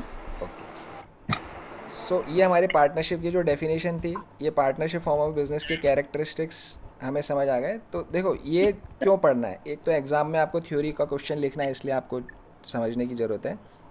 Yes sir. दूसरा, जब आपने ये पढ़ रहे हो, ये पढ़ाई कर क्यों रहे हो क्लास 11-12 में, पढ़ाई इसलिए कर रहे हो, कॉमर्स इसलिए आप पढ़ रहे हो, जब बड़े होगे तो आप खुद बिजनेस करोगे या लोगों को एडवाइस करोगे बिजनेस से रिलेटेड, ठीक है ना। यस तो आपको पता तो होना चाहिए कैसा बिजनेस खोलना है, किस में क्या कानूनन दाव पेच होते हैं इसमें। तो इसलिए हम ये यस सब जान रहे हैं कि पार्टनरशिप बनाने का क्या फ़ायदा है। कंपनी पढ़ेंगे तो कंपनी के फ़ायदे नुकसान पढ़ेंगे।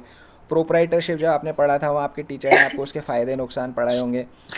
Yes sir. तो ये जानना इसलिए हमें ज़रूरी है, यस सर। ठीक है ना। अब आगे राइट्स ऑफ पार्टनर्स आ गया, है ना। ये भी थ्योरी राइट्स ऑफ पॉइंट है। पार्टनर। थोड़ा सा मैं आपको न्यूमेरिकल एंगल से भी यस चीज़ सर। बता देता हूँ, है ना। तो ये राइट्स ऑफ पार्टनर्स ये सब भी हम पढ़ेंगे, हमारी रेगुलर क्लास होगी। न्यूमेरिकल पॉइंट ऑफ व्यू से मैं आपको एक टॉपिक थोड़ा सा बताता हूँ।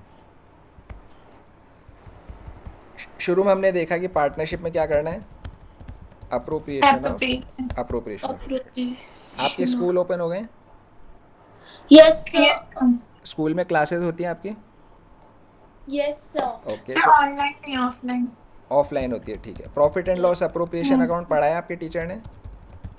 Yes sir. तो what is profit and loss appropriation account. Sir जो एक मिनट सर, जो पार्टनर से रिलेटेड एक्सपेंसेस ना ना हो। सर जो नेट प्रॉफिट बचता है उसको कैसे डिस्ट्रीब्यूट करना है पार्टनर्स के बीच में। Yes sir. ओके, सो अप्रोप्रिएशन का मतलब क्या होता है, बांटना, है ना। बांटना। अप्रोप्रिएशन का मतलब बांटना, ठीक है ना। हमने एक टॉफ़ी का पैकेट खरीदा, आप लोगों में सब बच्चों के अंदर टॉफ़ी हम बांट रहे हैं, तो अप्रोप्रिएशन कर रहे हैं। अप्रोप्रिएट करना, अप्रोप्रिएट मतलब जिसको जितना मिलना चाहिए उतना आपने उसको दिया। अप्रोप्रिएट सही चीज़, सब जिसको जितना मिलना चाहिए आपने उसको दिया। यस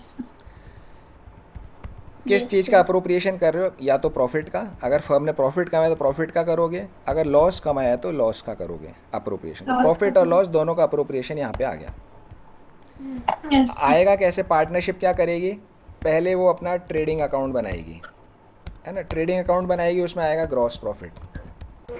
फिर Yes, ग्रॉस sir. प्रॉफिट, फिर उसके बाद वो बनाएगी अपना profit and loss account, Yes. है ना। ये तो बात आपको समझनी ग्रॉस ज़रूरी है। एक्चुअल में होता है क्या है, जब पार्टनरशिप की किताब स्टार्ट होती है तो सीधा पी एंड एल अप्रोप्रिएशन पढ़ाया जाता है। Yes sir. तो स्टूडेंट ये भूल जाता है कि इसके पहले ट्रेडिंग पी एंड एल तो बनता ही बनता है, चाहे आपके 12th के किताब में नहीं है, बट वो बनता है ना। तो ट्रेडिंग अकाउंट बनाया, तो उसमें 12th में नहीं बनाना है हाँ जी, वापस रिपीट करिए। बनाना। सर। अभी जो क्वेश्चन आएगा उसमें हाँ, नहीं बनाना है। क्वेश्चन में नहीं बनाना, क्योंकि क्वेश्चन के सिलेबस में सिर्फ पी एंड एल अप्रोप्रिएशन है, ओके। बट रियल लाइफ में तो बनाना ही यस सर। है ना। और ये साइकिल जब तक आपको समझ में नहीं आएगी तब तक आपको पी एंड एल अप्रोप्रिएशन का मीनिंग समझ नहीं आएगा। वो मैं अभी आपको बताता हूँ कैसे। सो ट्रेडिंग अकाउंट बनाया, उसमें सेल्स परचेस सब डाल दी, ग्रॉस प्रॉफिट आ गया। फिर ग्रॉस प्रॉफिट को पी एंड एल में ट्रांसफ़र कर दिया। फिर पी एंड एल के आपने खर्चे, सैलरी और इंश्योरेंस, वो सब आपने खर्चा डाला, करते करते नेट प्रॉफिट आपके पास में यहाँ पर आ गया। नेट प्रॉफिट या फिर नेट लॉस आपके पास में आ गया। लेट से लॉस को भी हटा देते हैं। नेट प्रॉफिट, 3 पार्टनर्स थे, 90,000 का यहाँ पर प्रॉफिट उन्होंने अर्न किया, नेट प्रॉफिट। अगर प्रोप्राइटरशिप होता तो 90,000 पूरा प्रोप्राइटर की पॉकेट में चला जाता। अब यहाँ 3 पार्टनर्स हैं, मान लीजिए ए बी और सी 3 पार्टनर हैं। 3 पार्टनर हैं, इनका रेशियो कितना है, 1:1:1, बराबर बराबर ये लोग प्रॉफिट आपस में शेयर करते हैं, सर कितना प्रॉफिट है ना। तो ये नेट प्रॉफिट 90,000, तीनों को 30,000 रुपये मिल जाएगा। 5,000। 30,000 सबको मिल जाएगा, है? Yes sir 30,000। 30,000 मिल जाएगा। कोई और रेशियो लेट से कि 2:1:1 हो गया, तो उसके हिसाब से जो भी चेंज होगा वो आप सबको मिल जाएगा। 2/4, 1/4। 2/4, 1/4 एंड 1/4 ऑफ 90,000, यस सर। ठीक है ना। तो ये तो बड़ा आसान सा काम है, ये तो बड़ा आसान सा काम है प्रॉफिट बांटना। फिर एक अलग से अकाउंट बनाने की, चैप्टर बनाने की क्या ज़रूरत पड़ गई, यस सर। बताइए। हाँ। भाई ये प्रॉफिट बांटना तो सिंपल रेशियो में एलोकेट कर दो। Yes. सिर्फ ये प्रॉफिट बांटने के लिए मुझे अलग से P and L appropriation account बनाने की या पूरा एक चैप्टर बनाने की कहाँ ज़रूरत पड़ गई। सर क्योंकि सब निकलना है इसकी। क्यों बना रहे हैं हम P and L appropriation? Sir क्योंकि सर मिक्स ना हो।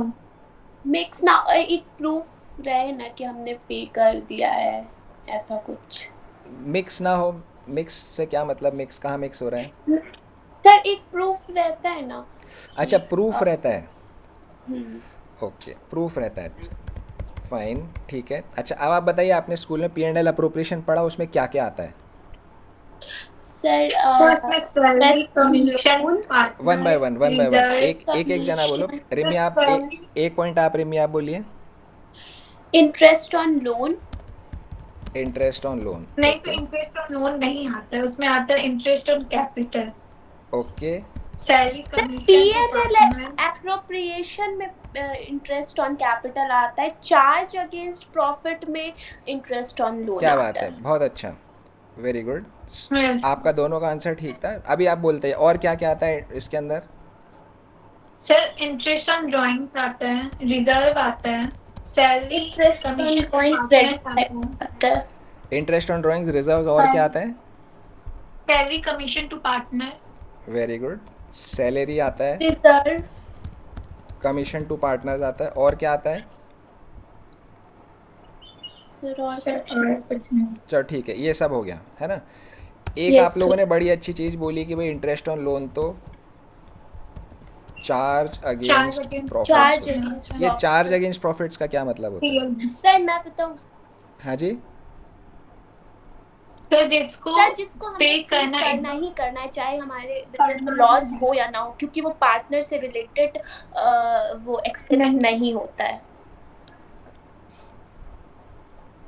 चाहे प्रॉफिट हो चाहे ना हो, ये पे करना ही करना जरूरी है। हाँ करना ही है, करना है, compulsory. To be paid firm has to pay these expense even in if there is a loss. ठीक है, तो इंटरेस्ट ऑन लोन जो है वो तो पे करना ही करना है, चाहे लॉस हो चाहे प्रॉफिट हो।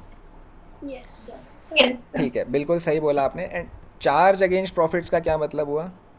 ये मीनिंग है। और पॉइंट बताइए, और क्या होता है charge against profits accounting point of view से? सर ये पीएल मिलता है, हाँ बोलिए, क्या बोला आपने? ये पीएल सर ये अकाउंट में प्रॉफिट एंड लॉस अकाउंट में हाँ, आता है। This comes in profit and loss account. Loss account. This comes in profit and loss account. ये प्रॉफिट एंड लॉस अकाउंट में जाता है। जो हम न्यूमेरिकल्स करेंगे तो उसमें ऐसे क्वेश्चंस आएंगे में आते हैं।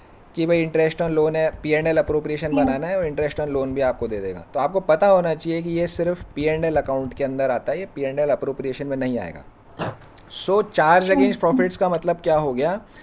अगर हम इसकी डेफिनेशन बनाएं तो any expense considered before calculating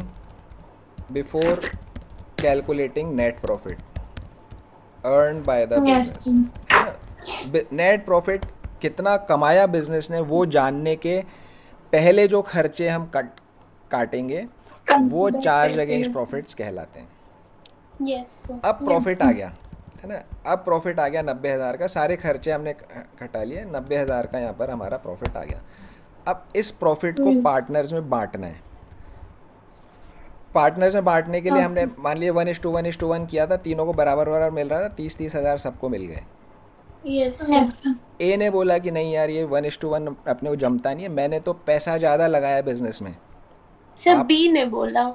चलिए बी ने बोला कि मैंने बिजनेस में पैसा ज़्यादा लगाया है तो मुझे क्यों बराबर प्रॉफिट मिल रहा है, मुझे प्रॉफिट में सर अगर पार्टनर सिर्फ डीड में लिखा होगा तो वो होगा एग्री, नहीं तो नहीं होगा। बिल्कुल फेयर बात है। तो डीड के टाइम ही मैं बात कर रहा हूँ, डीड के टाइम बनाते टाइम ही इन्होंने करा कि भाई हम बराबर बराबर प्रॉफिट रख लेते हैं। बी ने बोला कि नहीं मैंने पैसा ज़्यादा लगाया तो मुझे प्रॉफिट का हिस्सा ज़्यादा मिलना चाहिए।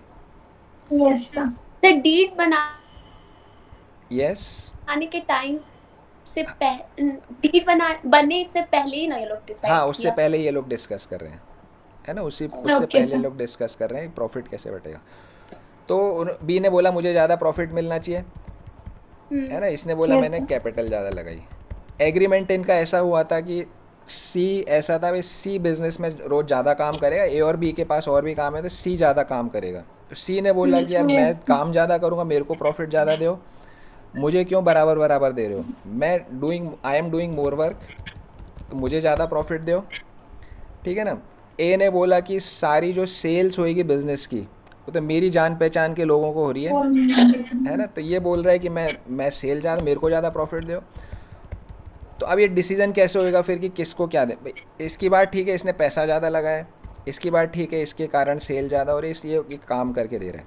तो इसलिए क्या किया, अल्टीमेटली मैं 90,000 रुपये ही बांट रहा हूँ, लेकिन बांटते टाइम मैंने क्या करा, मैंने इंटरेस्ट ऑन कैपिटल का क्लॉज डाल दिया कि कैपिटल जितनी भी इन्वेस्ट करी हर पार्टनर ने सबको उसमें 5% इंटरेस्ट मिल जाएगा।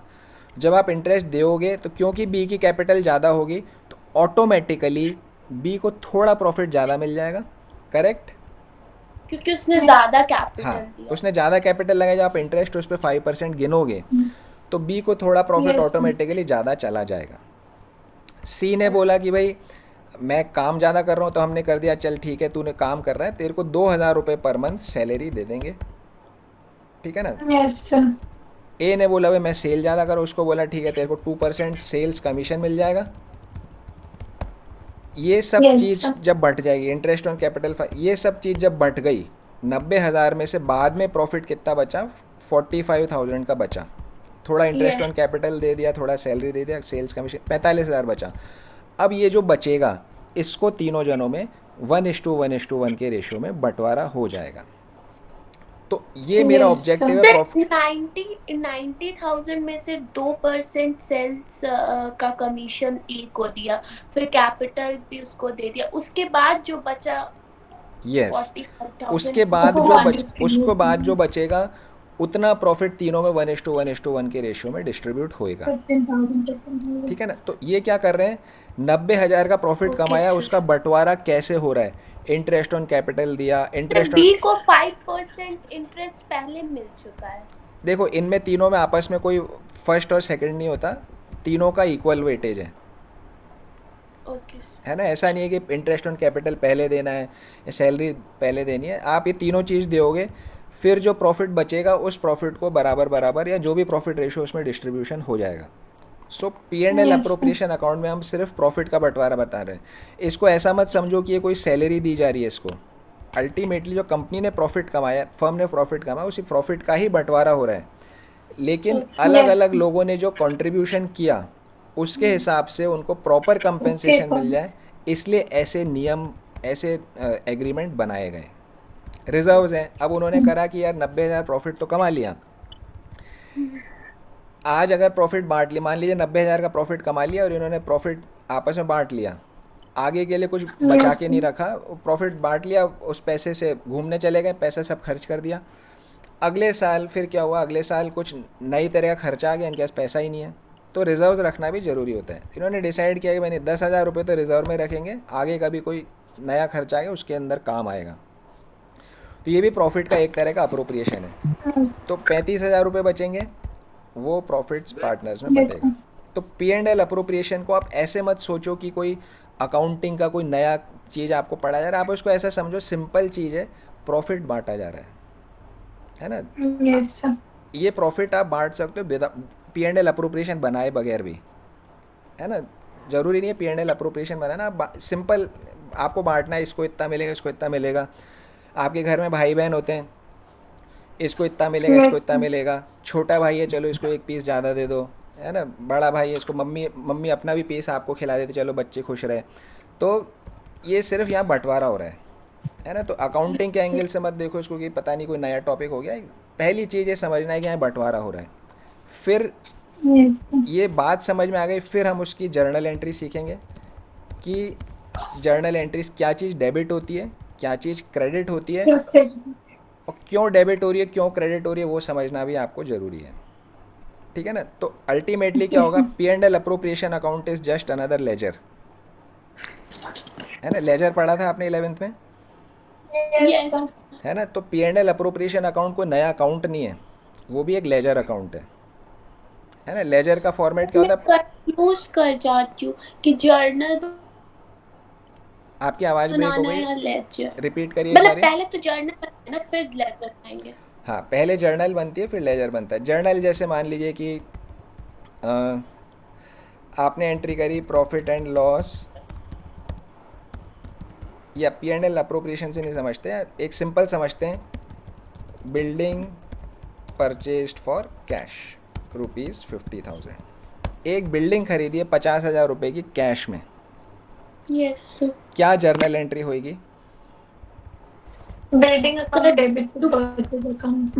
Building account billing debit account debit to cash account. Purchase account. To cash account. हाँ, yes sir, cash account. ये बिल्डिंग अकाउंट डेबिट क्यों किया है, क्योंकि क्योंकि सर asset बिल्डिंग increase हमारा किया। एसेट है, Asset increase जब किया। एसेट इंक्रीज हाँ, करता तो building is an asset, building is an asset जो कि इंक्रीज हो रहा है, तो इसलिए डेबिट हो Yes गया। sir.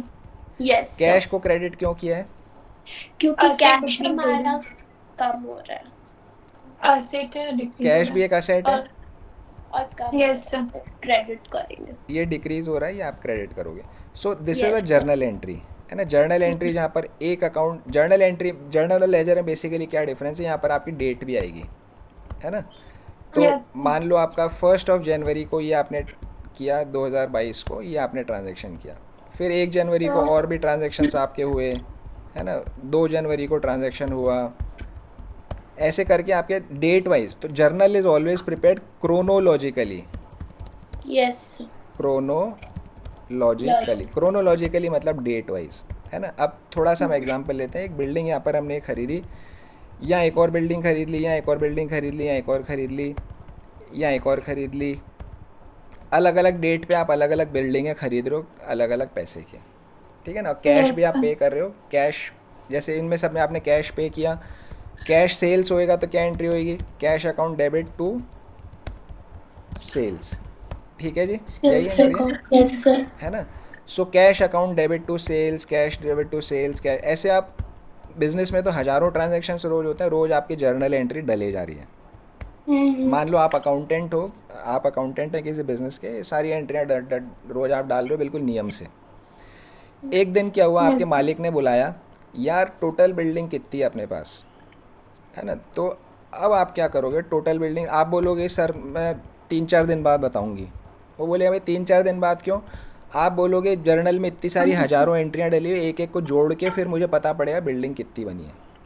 राइट, यही करोगे, यस है ना? Yes sir. क्योंकि यही ऑप्शन है यहाँ। अगर मैं सिर्फ जर्नल बना रहा होता तो मुझे एक एक एंट्री जाऊँगा, कैलकुलेटर लूँगा, बिल्डिंग बिल्डिंग बिल्डिंग बिल्डिंग जोड़ता रहूँगा, और फिर मुझे पता पड़ेगा अच्छा टोटल बिल्डिंग इतनी। किसी फिर जब मैं बिल्डिंग बनाया अगले दिन वो पूछ लेगा अच्छा कैश बताओ, कैश कितना है। फिर आप बैठ जाओ कैलकुलेटर लेके, कितना ये जो ये आया ये गया ये आया गया, जोड़ जोड़ के बताओ कैश कितना। तो आपका टाइम इसी में निकल तो जाएगा। ये सब एक साथ में ही कर लेंगे ना? हाँ, सबको एक साथ में कर दीजिए। मीन्स हाँ, आपने क्या बोला, एक बार रिपीट? मीन्स सारा कैलकुलेट एक बार में ही कर लेंगे जर्नल में। नहीं, एक आपकी तो रोज़ एंट्रियाँ डल रही है ना, डेली नए नए ट्रांजैक्शन हो रहे हैं, तो आपको रोज़ टोटल लगाने पड़ेंगे सारे अकाउंटों के। हज़ारों अकाउंट्स होते हैं, ये तो बिल्डिंग है, कैश है, सैलरी, इंश्योरेंस प्रीमियम, परचेज, कितने सारे अकाउंट होते हैं, है ना? तो आप जोड़ते जोड़ते परेशान हो जाओगे। तो यस वाइल सिर्फ जर्नल से ही काम हो सकता है, but ledger gives you account level summary. Ledger क्या करता है, आपको अकाउंट लेवल समरी बनाता है। कैसे, देखते हैं। लेजर का फॉर्मेट क्या होता है, याद है आपको? सर, मेरे को लेजर में थोड़ा सा प्रॉब्लम है, भूल गई मैं कोई बात लेजर। नहीं, चलो आप भूल गए। श्रेया, आपको पता है व्हाट इज लेजर? सर, मेरे को स्ट्रक्चर पता है। फॉर्मेट बोलिए, क्या होता है फॉर्मेट? यस सर, पहले date, date, particulars, JF, amount, फिर एक बार और क्रेडिट के लिए भी, फिर इधर आ जाएगा, ये आपका डेबिट साइड है, ये आपका यहाँ पे और ये क्रेडिट। क्रेडिट ठीक है ना? साइड। तो वाइल सिर्फ जर्नल बनाना सफिशिएंट है भाई। एंट्री अकाउंटिंग में क्या, एंट्री तो करनी है, जो ट्रांजैक्शन हो कर ली एंट्री मैंने, तो जर्नल से भी आपका काम चल सकता है, लेकिन this will not help you in decision making. तो इसलिए हमें एक अकाउंट लेवल समरी चाहिए होती है। तो अकाउंट लेवल से, मान लीजिए मैं यहाँ पर बना दूंगा बिल्डिंग बिल्डिंग अकाउंट, अकाउंट। है ना? ये मैंने बिल्डिंग अकाउंट बना दिया। Yes sir. इसी तरह से मैंने एक कैश अकाउंट भी बना दिया, कैश अकाउंट।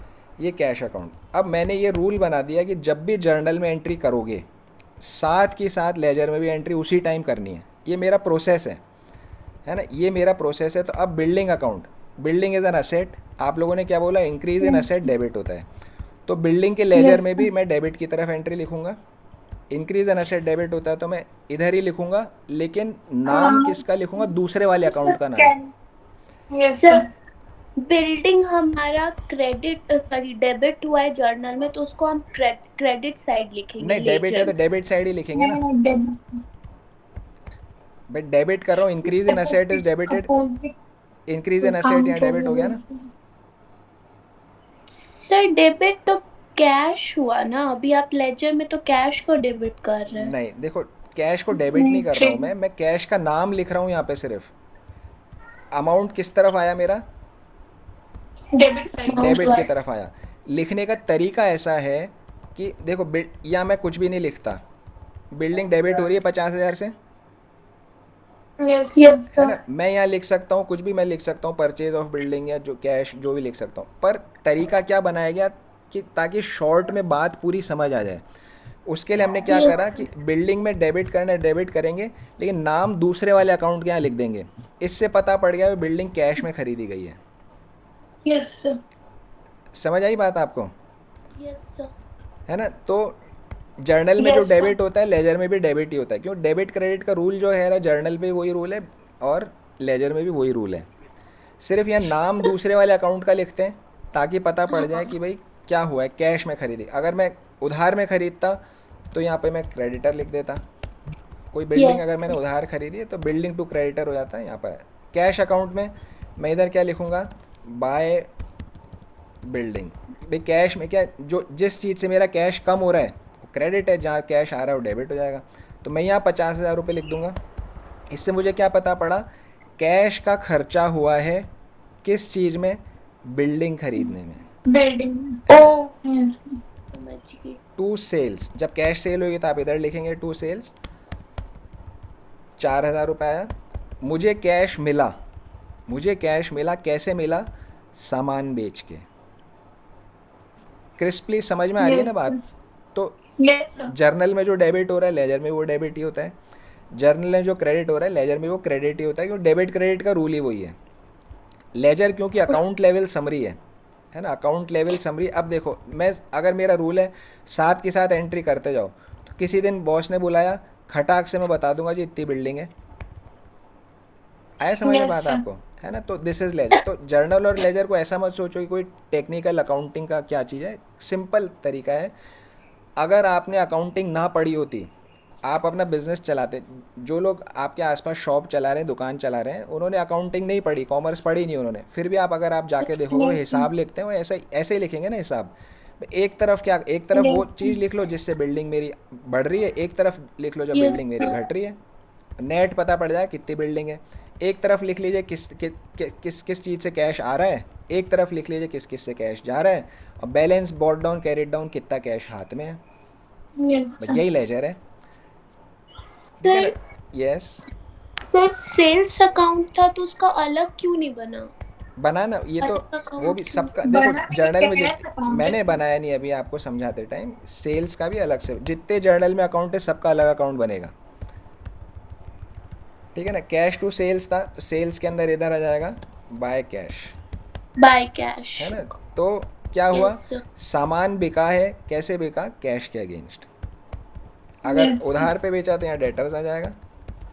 सामान बेचा गया, कैसे बेचा गया, डेटर्स के अगेंस्ट, उधार बेचा गया सामान, डेटर्स का भी अकाउंट बनेगा। तो जितनी एंट्रियाँ जर्नल में आ रही है सबका लेजर बनता है, यस सर। ठीक है ना। प्रॉफिट एंड लॉस अकाउंट आप बनाते हो, ट्रेडिंग पी एंड एल, वो भी लेजर ही है और कुछ नहीं है, यस सर। है ना। उसका भी यही फॉर्मेट होता है, बस क्योंकि वो फाइनल अकाउंट्स होता है इसलिए उसमें डेट नहीं आती है। ये डेट हटा दो, ये फाइनल अकाउंट साल में एक बार बनता यस सर। है ना, वो साल में एक बार बनता है सिर्फ। तो यस सर। इस ये फाइनल अकाउंट है, उसमें डेट की आपको ज़रूरत ही नहीं है।